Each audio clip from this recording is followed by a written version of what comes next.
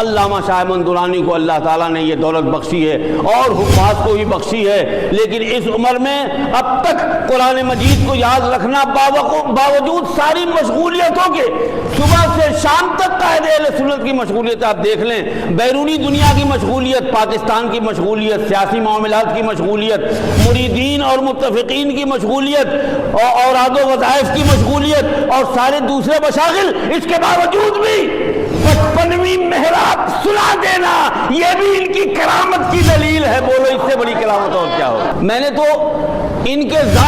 ظاہر بھی دیکھا ہے اور باطن بھی دیکھا ہے۔ میں علی وجہ شہادت اس مسجد میں کہتا ہوں کہ خدا کی قسم تقویٰ کا وہ درجہ حاصل ہے جو آپ نہیں جان سکتے، یہ جانتے ہیں اور ان کے لوگ جانتے ہیں، اور میں چونکہ ان کے دن اور رات ساتھ رہا ہوں، مجھے معلوم ہے کہ حضرت علامہ شاہ احمد نورانی تقویٰ کے کس معراج پر ہے، یہ میں آپ کو بتا دوں۔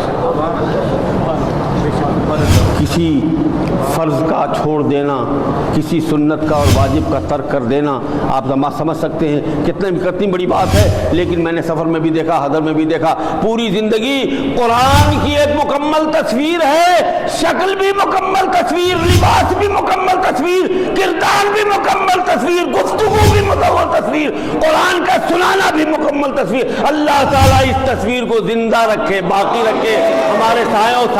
ان کا سایہ باقی رہے اور ہمیں ان کا قرآن سننے کی اللہ تعالیٰ توفیق عطا فرمائے۔ وآخر دعوانا بسم اللہ الرحمن ونؤمن به ونتوکل علیہ ونعوذ باللہ من شرور انفسنا ومن سیئات اعمالنا من يهده الله فلا مضل له ومن يضلله فلا هادي له ونشهد أن لا إله إلا الله وحده لا شريك له ونشهد أن سيدنا ونبينا وحبيبنا ومولانا محمد صلى الله تعالى عليه وسلم عبده ورسوله الذي أرسل إلى الخلق كافة بشيرا ونذيرا وداعيا إلى الله بإذنه وسراجا منيرا وبشر المؤمنين بأن لهم من الله فضلا كبيرا يا رب صل وسلم دائما أبدا على حبيبك خير الخلق كلهم. قال الله عز وجل في شان حبيبه إن الله وملائكته يصلون على النبي يا أيها الذين آمنوا صلوا عليه وسلموا تسليما. صل على سيدنا ومولانا محمد وعلى آله وصحبه وسلم صلاة وسلاما عليك يا سيدي يا رسول الله. اللہ تبارک و تعالی جل جلالہ عم نوالہ کا فضل و کرم اور اس کا احسان ہے کہ آج شب قدر ہے، پہلی شب قدر ہے، 20 تاریخ 21ویں شب قدر ہے، اور شب قدر کی اس بابرکت محفل میں ختم قرآن بھی ہوا ہے۔ اللہ تبارک و تعالی جل جلالہ عم نوالہ قدر کی اس بابرکت رات میں،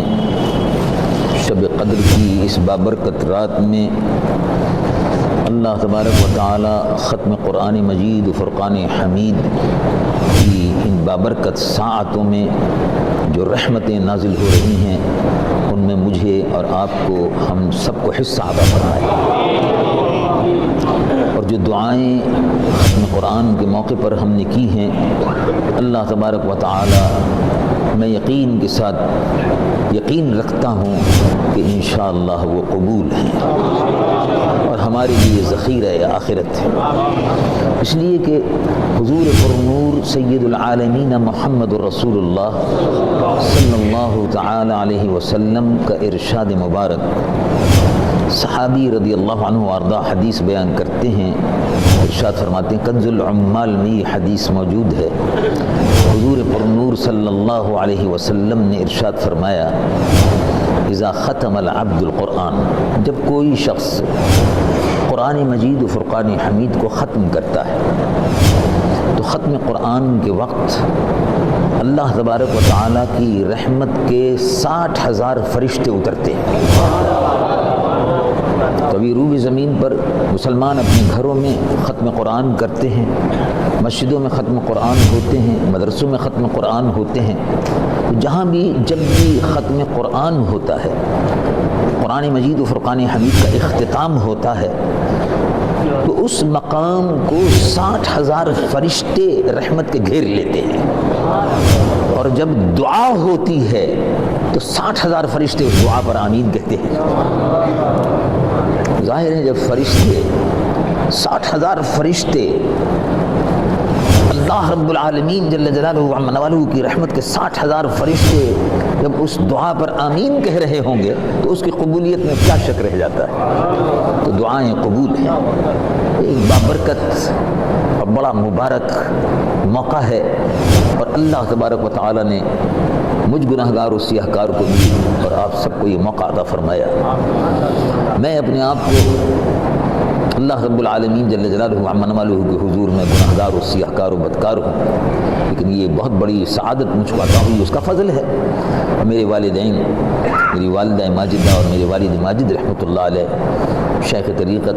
حضرت مولانا شاہ محمد عبدالعلیم صاحب صدیقی مدنی رحمۃ اللہ علیہ، ان کی تربیت، ان کی دعائیں اور ان کی کوشش و جد و جہد، اور والدہ ماجدہ کہ اللہ رب العالمین نے قرآن مجید و فرقان حمید کے پڑھنے کی اور تلاوت کی سعادت عطا فرمائی۔ اللہ تبارک و تعالی جل جلالہ و عز والہ نے رمضان المبارک کے اس بابرکت مہینے میں ایک عجیب و غریب منظر ہوتا ہے، روح زمین پر جہاں جہاں مسجدیں ہیں، ایک عجیب و غریب سما ہے کہ فرش زمین پر تلاوت ہو رہی ہے، ایک عجیب و غریب سما ہے کہ جگہ جگہ دنیا کے کسی بھی حصے میں چلے جائیے۔ اب ایک مقام تھا کہ جہاں اس پورے ملک میں کوئی مسجد نہیں تھی، پورے ملک میں کوئی مسجد نہیں، ناروے دنیا کا آخری کنارہ ہے، شمال میں، نارتھ میں آخری کنارہ ہے، نارتھ کا آخری کنارہ ہے دنیا کا، اس کے بعد دنیا ختم ہو گئی، اب کوئی آبادی نہیں ہے، پانی پانی، سمندر ہی سمندر، کوئی مسجد نہیں تھی۔ لوگوں کے دلوں میں خیال آتا تھا، اس میں گناہگار بھی شامل تھا، کہ بھئی اس خطے میں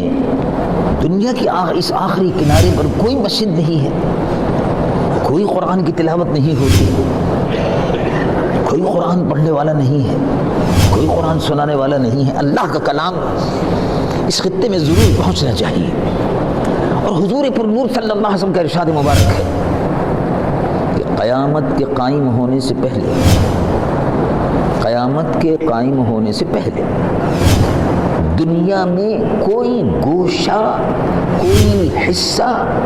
کوئی جھونپڑی ایسی نہیں ہوگی کہ جہاں اسلام داخل نہ ہو چکا ہو، داخل ہو کر رہے گا۔ کہا کہ اب الحمدللہ مسلمانوں نے مل کر توجہ کی، اس حصے میں بھی مسجد بن گئی، ناروے کی پہلی مسجد بنی، ورلڈ اسلامک مشن کو یہ سعادت ملی کہ اس نے مسجد بنائی، اور الحمدللہ اوسلو ناروے کے دارالحکومت میں بھی اس مرتبہ پہلی مرتبہ تراویح و قرآن اس مسجد میں ہو رہا ہے، اور یہ فقیر ابھی رمضان شریف سے قبل اس کے افتتاح کے سلسلے میں گیا بھی تھا۔ تو دنیا کے ہر حصے میں، مشرق و مغرب، شمال و جنوب میں، وہ آسٹریلیا ہو کہ جاپان ہو، وہ امریکہ ہو کہ انگلینڈ ہو، انگلستان ہو، وہ کینیڈا ہو کہ رشیا ہو، دنیا کے ہر حصے میں اللہ کے محبوب صلی اللہ علیہ وسلم پر یہ اترنے والا قرآن رمضان کے مبارک اور مقدس مہینے میں پڑھا جا رہا ہے۔ اور واقعہ یہ ہے کہ جس وقت یہ فرش زمین پر پڑھا جاتا ہے تو حدیث مبارک کا مفہوم جو ہے وہ یہ ہے، اور محسوس ہوتا ہے کہ واقعی حدیث صحیح ہے۔ حدیث مبارک کا مفہوم کیا ہے کہ یہ قرآن روئے زمین پر پڑھا جاتا ہے، اور جب فرش زمین پر پڑھا جاتا ہے تو عرش بری پر سنا جاتا ہے۔ اس کی کیفیت سننے والے اور سنانے والے خود محسوس کرتے ہیں۔ یہ قلبی کیفیتیں ہیں، اس کو وہی لوگ سمجھ سکتے ہیں اور بیان کر سکتے ہیں جو ان کیفیتوں سے گزرتے ہیں۔ سننے والے بھی محسوس کرتے ہیں، ایک لذت محسوس کرتے ہیں، اور سنانے والا بھی ایک موقع ایسا آتا ہے کہ اس میں لذت محسوس کرتا ہے، اس پر بھی وہ ساتھ گزرتی ہے جب وہ رحمت الہی کا نزول ہوتا ہے۔ تو یہ بابرکت ساعتیں روز میسر نہیں ہوتی، ان بابرکت ساعتوں کو غنیمت سمجھیے۔ بے شمار لوگ تھے جو پچھلے رمضان میں ہمارے ساتھ تھے، آج وہ ہمارے ساتھ نہیں ہیں، وہ ہم میں نہیں ہیں، وہ اپنی قبروں میں آرام کر رہے ہیں۔ اللہ تبارک و تعالیٰ ان کی قبروں میں ان کو سکون عطا فرمائے، ان کی قبروں کو روشن اور منور فرمائے۔ روئے زمین کے مسلمانوں کی قبروں کو اللہ تبارک و تعالیٰ اپنی رحمت سے ڈھانپ دے۔ تو ذرا تصور کیجئے کہ کتنی بڑی نعمت ہے اور کتنی بڑی رحمت ہے کہ اس رمضان میں ہمارا آپ موجود ہیں، قرآن سنا ہے، اور مجھے بھی قرآن سنانے کا شرف حاصل ہوا۔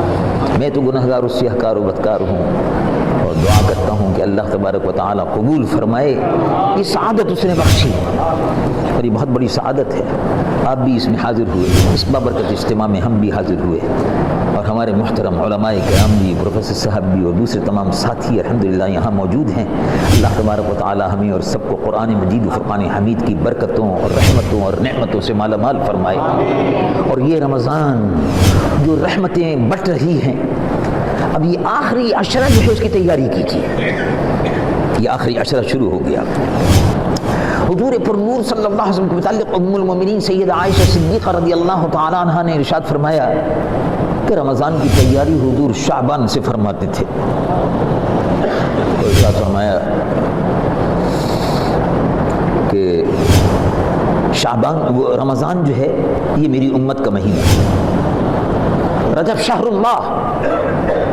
رجب اللہ کا مہینہ ہے۔ شعبان و شہری، اور شعبان میرا مہینہ ہے،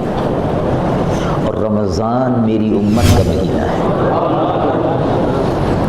اللہ رب العالمین جل جلالہ عم نوالہ کا مہمان بن کر رمضان آتا ہے اور آپ کے دروازے پہ دستک دیتا ہے کہ میں آ گیا ہوں۔ سبحان اللہ۔ یہ دیکھیے آپ، ہوتا یہ ہے کہ ہم کو جب پیاس لگتی ہے تو ہم پانی کی تلاش اور جستجو میں جاتے ہیں۔ پیاسے کو پانی کی جستجو اور پانی کی تلاش ہوتی ہے، اور یہاں عالم یہ ہے کہ خود اللہ رب العالمین کی رحمت ہماری جستجو میں اور تلاش کر رہی ہے، اور گھر گھر رمضان کے ذریعے سے رحمتیں تقسیم ہو رہی ہیں۔ خوش نصیب ہیں وہ لوگ جنہوں نے اللہ کے اس مہمان کا استقبال فرمایا۔ تو حضور پر نور صلی اللہ علیہ وسلم رمضان کی تیاری فرماتے تھے۔ یا ایھا الناس قد اظلکم شہر رمضان، خطبہ جو ارشاد فرمایا رمضان المبارک کے استقبال کے سلسلے میں، اور اس سے پہلے شعبان میں آخری قد اظلکم، یا ایھا الناس اظلکم شہر رمضان، قد اظلکم شہر رمضان، اب رمضان تم پر سایہ فگن ہو رہا ہے، اس کی تیاری کرو۔ تو روزوں کی، تراویح کی، تلاوت قرآن کی، اور آخری عشرہ جب شروع ہوتا تھا تو حضور پر نور صلی اللہ علیہ وسلم صحابہ سے ارشاد فرماتے تھے کہ کمر کس لو، دیکھو شاید یہ کہیں تمہارا آخری رمضان نہ ہو۔ جو رحمتیں اور سعادتیں اللہ کے حضور میں لے سکتے ہو، دروازے کھل جاتے ہیں، اور 24 گھنٹے یہ آواز فرش زمین پر عرش بری سے فرش زمین تک گونجتی رہتی ہے کوئی مانگنے والا کہ ہم اس کو دیں؟ دروازہ کھلا ہوا ہے۔ حضور پرنور صلی اللہ علیہ وسلم کی امت پر اللہ رب العالمین کی رحمت کے دروازے کھل جاتے ہیں، اور ختم قرآن کی محفل جو ہے اس کی قبولیت میں کوئی شک نہیں ہے۔ ہم اور آپ حاضر ہوئے، ہم اس آخری عشرے میں جہاں جہاں تلاوت قرآن ہو رہی ہے اس میں شامل ہوئی ہے۔ خود اللہ رب العالمین توفیق و سعادت عطا فرمائے تو زیادہ سے زیادہ قرآن کی تلاوت کیجیے، زیادہ سے زیادہ کثرت سے درود شریف پڑھیے، کثرت سے استغفار کریے۔